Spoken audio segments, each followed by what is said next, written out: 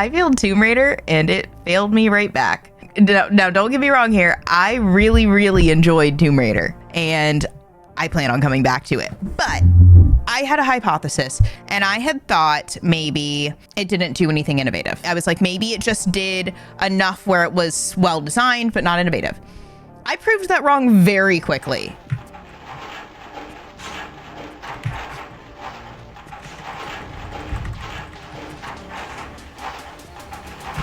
Bro! This is a story of how and why I failed it and how it failed me. So anyone who spent any time in my channel, and if you haven't, welcome, knows that I tend to do marathon playthroughs of franchises and deep dives to analyze the features. I tried to do this with Tomb Raider, but I kind of tried to squeeze it in this year. I played RDR2 this summer and I didn't spend nearly as much time as I allotted for it because I didn't really like it. That's a whole story. So once again, this is the Last of Us simulator without any motivation, any goal, any catalyst, any person to save, any zombies, any tools to strategize, or any skill set to get good at. We are now doing just a pure horse simulator with nothing else to enjoy. Oh, and truly no mysteries to solve either. Tell you would. If and when I have that video published, I'll put it up here for you or put it in the description. That's the whole story. But because it only took me a month and it was I allotted 6 to 8 weeks, I ended up trying to fit the Tomb Raider series into like 6 weeks. And because I did a little research and I saw that the Tomb Raider Netflix show, which has just come out, and I wanted to get this out around the same time. One in the works on Amazon that's a live action. There's rumors about the eventual new era that's going to come out, or I don't know if it's extending this era, but the new Tomb Raider game eventually. So Tomb Raider's kind of, and it's also doing like a lot of collabs. It did DVD, Magic the Gathering. It's kind of just in the air, the gaming air, more than just gaming, to be honest. It's just in the air. So I was like, all right, Tomb Raider could be an interesting one. And people seemed excited about it when I mentioned it to chat. Older games and platforming games are not necessarily my cup of tea. So I was like, okay, well, this could be good. I know I'd played a couple here and there. I think mostly new era. So I'd missed a lot here. And I was excited because I'd seen like the old Angelina Jolie movies because I'm old. And so we set out to accomplish the entire series. And when I do all of the math before these marathons, and I was like, I can do this based on the hours that I'm seeing for how long to beat. I can finish these games in the 6 weeks. Now, mind you, had I been doing every day, might have been able to do it. I did that with Assassin's Creed when I did 15 years and 15 weeks and mainlined it and did all the mainline stories last year. But I was playing almost every day. So this was a little different because I am not quite making enough just from streaming, and I do a lot of things to try to keep the dream alive right now so that I can create content nonstop and hopefully really build a ton of things from it. So I had not, I don't know.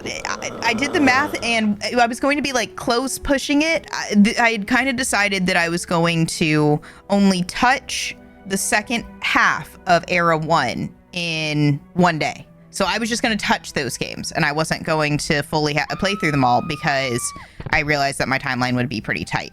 And so I decided that pretty early on, and I should have taken that as a sign, you know, that maybe I should push this for another time if I really wanted to marathon it. But I don't regret this either because it allowed me the experience of knowing what I'm getting into the next time I plan for this, and like really being able to analyze the elements even better next time and analyze the differences. Because coming into it fairly new to the franchise, especially the old games, there was a lot. It was pretty overwhelming, to be honest. So I think coming at it, knowing what I'm getting into the next time and getting into the mindset for knowing that I want to play through the whole thing to analyze and compare, I think will be a little bit better. It also was kind of difficult to even get into some of the games. Some of them, so I played the remake, which just came out. So that was another thing kind of on the radar. It's like they just done the remake of the first 3 games. They announced the remake of the next 3 after that of the first era. next year, February 14th. I know that because it's the same day as Shadows, so I will not be playing it right away, but I wouldn't be anyway. I want to kind of push it. Maybe I'll align it with when the live action is going to come out or something. I don't think it'll be 2025. It'll probably be 2026 because I need a little break, and it will take a long time. I mean, if I can't do it in 6 weeks, 3 days a week, I'm either going to have to... 6 weeks is a long time regardless, even if I'm only doing 3 days a week. So, because I do pretty long streams. We're not talking like 2-hour streams. I do like 9 to 12 hour streams. Sometimes 6. Like, it's always pretty much 6+, but nonetheless, why I failed was because they were harder than I anticipated. So even though the hours I kind of had aligned in my brain and was like, okay, I can do that. Part of it was that I think I had to skip a couple days here and there for something. And then we added in a sponsored game as well. And so I got a little bit misaligned there. But it was a lot because the games were just hard. And truly, I think Tomb Raider 1, and I say this, and it's okay if you laugh at me, this is just my opinion, and maybe I'll change it. I haven't played not hard games. I mean, I've played some kind of hard games, so this is... Tomb Raider 1's the hardest game I've ever played. Period. End of story, okay? I was cursing, and I was like, how did children back in the day get through this game without walkthroughs? I, to this day, am still shocked. And what I've learned from the internet is that a lot of people would have to like go to the game stores and go look at the magazines, the guides that tell you how to get through the games, and they would try to memorize it or buy it if they had the funds. But you know, children, so they might have just looked at it, read it, and went home, tried to memorize it. But this is before you could just take pictures of anything on your phone. Like, we're talking like they would try to memorize it, come home, and then do it. So, or like if they had friends that were playing it too, or have to figure it out, you know, which is really cool when you think about it, because we can cheat all the time now. And if you're someone who never uses a guide for a game, good for you. You're exercising your brain really well. I try not to ever, if I can help it. But when I get really stuck, I eventually do. And Tomb Raider, and especially when I'm trying to play a whole franchise and I can tell I'm like taking a little too long, I'll eventually just give in. And sometimes it's a really good learning opportunity. There's sometimes that I don't know how I ever would have figured it out. It really would have just been trial and error and accidents. and I think that's how games used to just be more often. I think a lot of older games are like that. And I think it's a number of reasons. And I think one of the things I learned about the difficulty in some of these games too is that some of it spurred from them not being perfect. So for instance, part of the difficulty of 1 is in the movements, right? Because the movements are not the best, they're not the smoothest, they're not perfect. And that means that you have to master imperfection, which is harder than mastering perfection. And I think there's something to be said for the movements being difficult, because you literally have to like move side to side a little bit. Like you have to do the walks and all this stuff. Like if you played it, you know what I'm talking about, I'm sure. The mechanics are just difficult, and that makes the game more difficult. This is permadeath, not speedrun. Here we go. Hello? Hello? Okay. Congratulations, you did it. And I think as technology progressed through the series, we see that less and less. So the difficulty naturally goes down just because the mechanics have improved. And so I think a lot of people would look back to the oldest games and they'd say, oh, look at them. They're harder. What have they done? Why have they nerfed the difficulty? And part of that is always going to be those movements. And so I think when we try to like cleanse games of their imperfections and we like remaster and remake everything, and I like some remasters and remakes, I'm not saying that they're all bad. I think there's a good gray area conversation to be had here that I'll probably make a video on.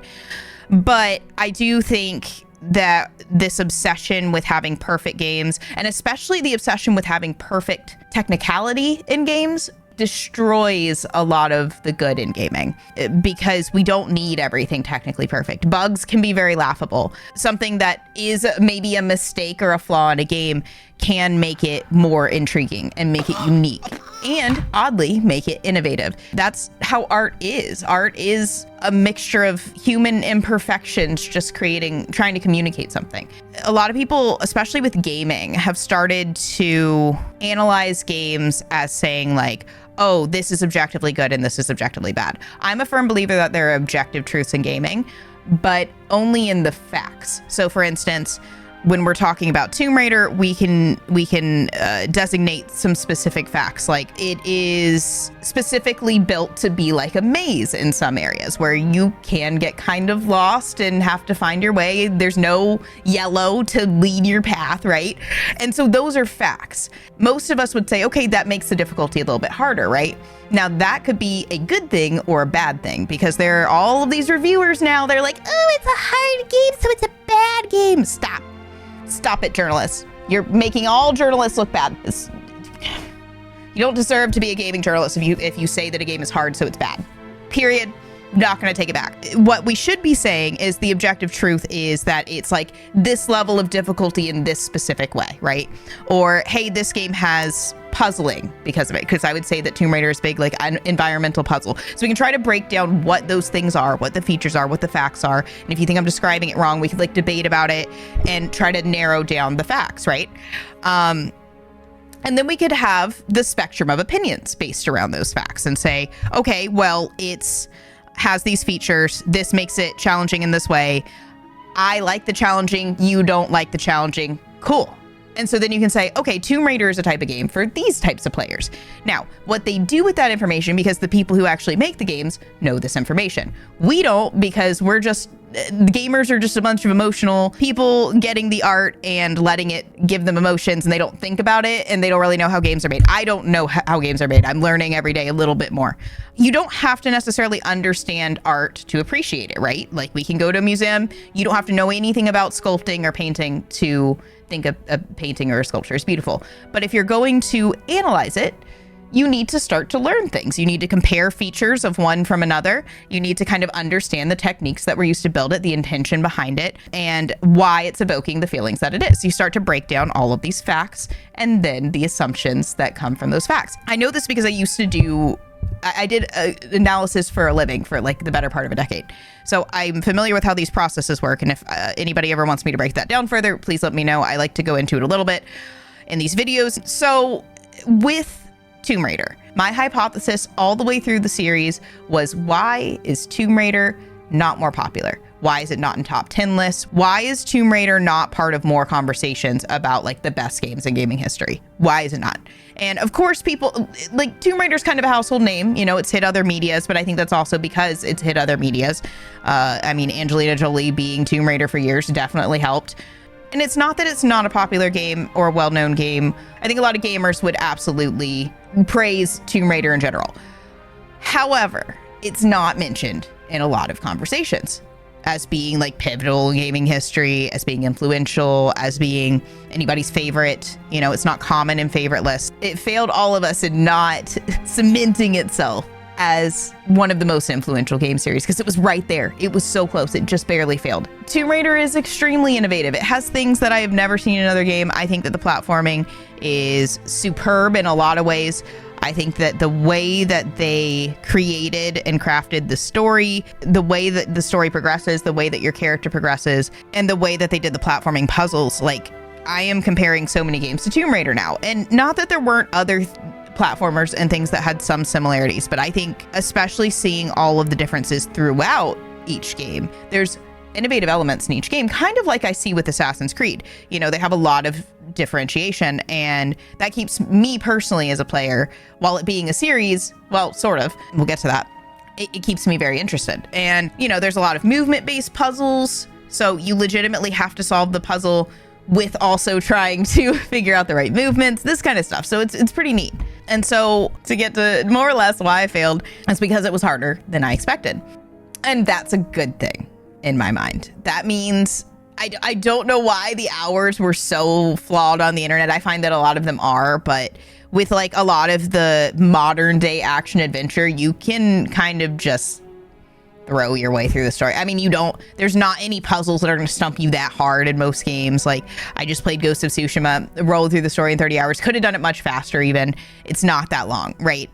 Versus the Tomb Raider games, even when they're shorter, require a lot more brain power. And that does slow you down too, if it's harder. There's so few modern games that are difficult. And again, that's for a number of reasons. I'll probably make a whole different video using Tomb Raider as an example about that. But what this video is about is why it's not popular, because I failed Tomb Raider in doing my marathon. and it failed me, and how it also failed all of you, and why it's not one of the biggest games in gaming history. And before I tell you exactly what I found, I want to talk about the eras. So if anybody isn't as familiar with the Tomb Raider franchise, this isn't really going to spoil any of the stories or anything for you. It won't soil your playthrough if you're going to do one. There's a lot to it. I'd have to soil a lot to soil it for you. Spoil it, soil it. I don't know. Listen, tired. So it actually took me a lot of research to even know what to play. Because Tomb Raider is, there's 12 games. So there's 6 in the first era. And we're talking about just like the main line. If there's any side stuff, I think there's some side stuff. We're not talking about that. 6 main first era games. 1, 2, 3. Darkness, Legends of Darkness, something of Darkness, Legend of Darkness, Angel of Darkness, Legend of something. The fourth one. There's the one that comes after 3. I'm gonna look it up. I feel dumb now. The Last Revelation. It's the Last Revelation. We're doing great. Chronicles and Angel of Darkness. There's the 6 first era. And those are broken out a little bit too. It's why they remade the first 3 first, because they're not quite the same as the next 3. You could almost break those out slightly separately as well, because you can see that they are starting to get away from the numbers. There's a little shift. But at the same time, it's still the same Lara Croft story, more or less. Where it really changes is Era 2. And again, this is like a murky... I'll kind of get into a light history, but that's a whole other video topic as well. Era 2 is like when they restart the story, okay? And not only do they restart the story, and there's 3 games, 2 of them are a completely restarted story, right? And one of them is a remake of AC1 and is somehow also a restarted story. It's like, it's strange and interesting, and I've never seen it done before. So innovative, you know, and an interesting choice, right? And then there's Era 3, which is the ones that are much more cinematic, modern day, kind of what you'd expect in the action adventure genre. Now, why did this happen? Why are there eras? Can't think of another game that even does it that way. Why are they restarting the story? And that's a theory I've seen before too, is that that's part of why Tomb Raider kind of lost its identity, is because they like restart the story so many times. And there's some truth to that, I think. So the first 6 were made by Core Design. So Core Design had to give it up to Crystal Dynamics. Interesting history there. And Crystal Dynamics, and here's the thing, I liked the whole franchise. I do have pieces that I like more in each era than the others. So I don't think that Crystal Dynamics has done a bad job by any means. But I do think they're the reason that it hasn't stood out in gaming history more than it has, and why it doesn't hit any top 10 lists. And interestingly, they really apparently bullied Core Design. That's a whole crazy segment about this whole thing, is how they were butting heads and making fun of the old ones and didn't really respect their work. Don't love that. So very, very unique history here. But that's part of why you'll see such an interesting evolution and a lot of changes throughout the series. And that starts in Era 2. And part of the reason for that, you'll see if you play Era 1. And so Era 1, the second 3 games, as I said, are quite different from the first. You get more movement-based puzzles in The Last Revelation, which is really cool. Then Chronicles was my least favorite, but when I tell you that I didn't finish this entire marathon, I don't mean I didn't get through the end of the series in terms of playing each game.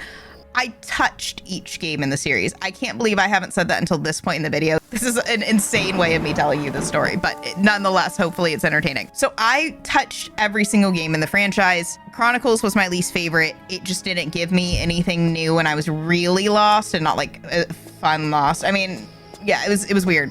But I remember it well, so it wasn't all bad, even though I spent probably the least amount of time in it too. And then Angel of Darkness is the one that a lot of people hate. But I actually kind of liked it. We got to like do the puzzles jumping around in the club and had that like classic video game club music. We were running around the city and we were just like talking to people and going to restaurants, and like it was weird, but oh, we jumped through a cemetery. Listen, I thought it was actually pretty cool. I liked the vibe they were going for. Now, the first few minutes, the controls felt really weird, but that was, I mean, all of the controls were a little bit different. And so I could see at first where people were coming from. And then once I got used to it, I was like, you know what? I think people are too hard on this game. So Angel of Darkness Defender over here. Wow! Wow! I wouldn't worry. We're not in the same class.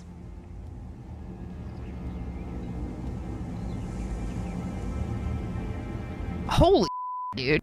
And then Era 2 I started to really, really like. But, you know, 1 had been really special. I finished Tomb Raider 1 in the first era, and I finished all of Tomb Raider 2013 in the third era, which is the first one of the third era. So those 2 I've completely finished. None of the others did I. I should have been able to finish some of the Era 2 because they were shorter. But by that point, I was like, oh, we're way behind. So I started really kind of racing through. We also had trouble even getting into, like I said, some of them, and it became a whole thing, and we were already behind, so I was like really stressed. So now I have GOG on my computer, which I've never used before, so I had to try some unique ways to get these games. It sounds like they are remaking the ones I had trouble with. Oh yeah, the February 14th. I'm doing great. I'm not tired at all. So anyway, I had to do a lot of research to even figure out the eras, and that's part of what leads into my changed hypothesis, or my disproven hypothesis, and a new hypothesis was born. To get into a little bit more of the individual games, the first era was clearly like that roots. The second era had some really unique concepts it started to build and test as Crystal Dynamics took over. The third era was beautifully cinematic. I think it was true to the Tomb Raider tone in a lot of ways while making it beautifully cinematic. It made it a lot more serious, though, I would say, because the old Tomb Raiders were much more like they had like some themes, but like they were kind of more lonely, lighthearted, if you will, but also really hard. Versus the new are very cinematically like intense, trigger warning intense for some of it. But they dulled the difficulty quite significantly. I finished the first one in the third era pretty quickly, and the difficulty didn't come in the same form. It's very much standard action adventure. Does it still have some cool elements, and do I get to burn things up because I love fire? Yes, absolutely. So it had like lots of thrills, had some cool stuff. Not saying I didn't have fun. Really, really liked the third era. Now, to get into exactly why I think they dropped the ball, I don't think that they needed to change the core of what they did in the third era. I think the second era was a nice stepping stone. It had some really unique things that they tested. And I think what they should have done, instead of like trying to stray so far away from the other, from core design, because it seems like they had so much bad blood for whatever reason. I don't know why they were so mean to them. I'm going to do some more research. But like, if they hadn't done that and they had kept the roots of the series, which were the movement-based puzzle platforming and a little bit of the mazes, this needing to like there was still backtracking, but now the backtracking is more like if you want to. If they had kept some of those roots and put more of it in the new era, so more movement-based platforming, less forgiving, because while they added new tools and they added beautiful scenery, graphics, everything, it was like, I mean, we're talking night and day difference in difficulty. I'm going to continue on the game features, but before I go any further, I need to say the reason that they did that wasn't just some sort of beef with core design, I'm sure. It was probably to make sales, because I think part of, if I'm remembering correctly, I don't think the last games that core design did had performed super well in terms of success. It doesn't mean they're bad games, though. I firmly believe that monetary success has nothing to do with the quality of the art. Crystal Dynamic, I'm sure the conversation was do something to make money. And maybe the first era that they had, which was the second era, maybe it didn't do as well. I'd have to do a little bit of research on them if they have the stats for that. But the second era had some really cool puzzles. There were fewer of some of the movement-based puzzles. Like, it was very distinct. There were some more environmental observation puzzles for sure. And those are the kind that you can see leading into Era 3. There's more of that as well. And it would have been cool had they continued this. But the reason that they didn't, and why I brought up the older eras, is because the difficulty level is a big turnoff for making money. And so if they had already been struggling and the demand was, hey, we just bought this, make it money, they likely said, okay, well, Era 2 didn't work. We experimented. We tried to make it better in the ways we think it would do better. And maybe it didn't, right? This is just me speculating, but because all of these gaming companies want to make money, and it's always about money over art, which is really sad because gaming requires money, but it would be really nice if we didn't sacrifice so much of it, sometimes the art of it, for money. It's tough because the thing is, a lot of people will complain that this game doesn't do anything that their fans want, so it's a bad game. Or they'll say, this game is too corporatized, like they listen too much and they're giving too many people too many things. And I'm kind of on the side right now in this specific franchise of they gave too many people too many things, because they made it too easy to appeal to a larger audience. And while that was great for them monetarily so that they still exist and we can have more games, they sacrificed what could have been one of the most innovative games in history. And so some of the most innovative games in history, or some of the most well-known, or some of the most influential, some of the top lists, you know, they don't necessarily have a lot of games in the lineup. Maybe, you know, a lot of them might have done well monetarily, but might have cost a lot monetarily. And, you know, there's always these trade-offs. And so they expanded their audience by making it easy, period. And we see that trend all over modern gaming. I like modern gaming a lot, and I like some of the things that they're doing more so than some of the things we had in older games, because we have more now, right? Like, we have much more complex games now. However, it also means that they are nearly always easier. And I'm not talking about most of the hardest games we have now are like boss battles. There's a lot of indie games that are doing still more difficulty. But if you're someone who, like me, really does like the good graphics and leans towards that, listen, I understand that there are more games out there. I play some of them from time to time, but I do really like the big budget experience. You know, there's something to be said for it. So the reason they're not adopting difficulty is because it is a smaller audience. So that's where indie or AA instead of AAA fills that void. And so personally, I think I will likely need to venture into that a little bit more so to find the things that I'm looking for. But I think that's where we're having this disconnect in Tomb Raider, where it could have been the series that remained extensively influential. Like, had there not been new games, people might have only looked at the old games and might have said, oh yeah, Tomb Raider's my favorite, you know. But now if they say Tomb Raider's their favorite, people might think of Era 3. They're like, well, it can't be my favorite because I don't like that era, you know, if they only liked the old games, which is fair. I liked all the eras, but I can see where somebody who only wants the challenge might not like the new ones, or somebody who only likes the cinematics and doesn't want the challenge only likes the new ones. So, or likes the old ones, new ones, which splits the love for the series to two different audiences. And that's very hard for people to latch onto and have an identity around and say, or put around their identity if they're saying like, these are my favorite games. So I think that I think Tomb Raider, Crystal Dynamics kind of did what they did for probably money, and also like the art form of, you know, maybe they saw it and they were like, that would be a really cool direction to go. But I think they kind of shot themselves in the foot for the fans that they had previously. And I think that's the way that a lot of Assassin's Creed fans feel, the OGs. I don't feel that way. I think that they kept still true to the roots in a lot of ways, but in this one, I don't feel that that's the case. I feel that there is still roots and that it does still feel like Lara Croft, even if everything's very shifted.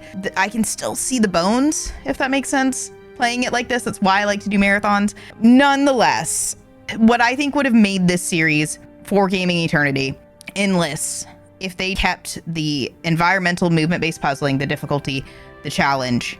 Obviously, the movements wouldn't have been as difficult, so there would have been still some diminishment in difficulty, but they could have added it in new ways, or like less movement-based puzzles, adding in different types of puzzles. There could be all sorts of things.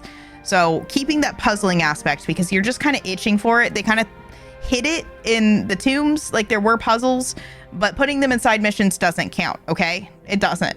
And I've seen that in a lot of games. Star Wars Outlaws copied a lot, like they actually were highly influenced by Tomb Raider, which is why I liked Star Wars Outlaws. A lot of people think of it as just like, oh, that's just a silly Star Wars game, and it's just open world and girl with chin. Can't with people, and stealth and all this stuff. And it's less forced stealth than Ghost of Tsushima, all right?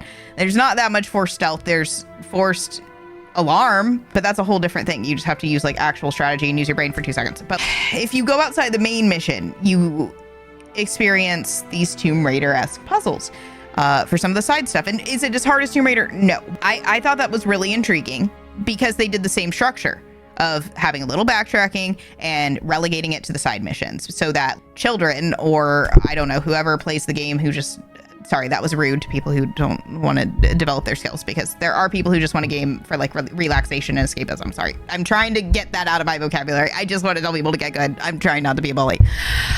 Nonetheless, they're making it relaxing, and Tomb Raider's not supposed to be relaxing. And then they're relegating the difficulty to side stuff so that they're trying to please everyone. You're not going to please everyone. Stop trying to do it. What puts your name on the map is not necessarily the thing that puts your name with the money. And that's what these companies have realized. It's why there's so much disconnect between some of the franchises that make money and some of the franchises that are really well loved by their fan base and respected, I think is a good word, by their fan base, because even though people love Call of Duty, I don't know how respected it is sometimes, you know? And so, you know, they're playing with, like, these businesses are playing with all of these variables at different times based on the priorities of their shareholders most of the time, but like all of these other things, right? Tomb Raider gave in too much to trying to feed the masses and get Tomb Raider to the masses. Did it result in some fun games? Absolutely. Did it destroy what could have been the Tomb Raider legacy? Absolutely. Both of those things are true. So it broke my hypothesis. It's not that Tomb Raider's innovative. It's that it actively decided not to be in its newest era in order to appeal to more people. So I failed the Tomb Raider marathon, and Tomb Raider failed all of us in deciding not to have really cool environmental puzzles and mazes throughout the cinematic experience, because it could have been really cool. And we could only hope that that's what they're doing next, but we can only hope, because the hope shouldn't really go further than that, to be honest. So sorry. I'm gonna be positive. Yeah, that's gonna happen. Listen, we all just need, those of us who want that kind of stuff, we just need to band together and start our own gaming company. Gonna try to work on it if I can get this content big enough. So if you like it, subscribe, because I will come back to this franchise at some point. And I really, really enjoyed it. Tomb Raider is spectacular. If you haven't tried any of the games, get in there. I don't always recommend things, but Tomb Raider has a little bit of something for everyone. So go for it, you know, find which one's for you. I've described it well enough at this point that you can probably tell what's more for you. Really good franchise overall. Would love to see it more well-loved and more well-received. And for those of you who are Tomb Raider fans, I understand exactly why. All of you on every end of the spectrum, just high quality games all around. Yeah, I'm MADkurious, and I will see you in the next one.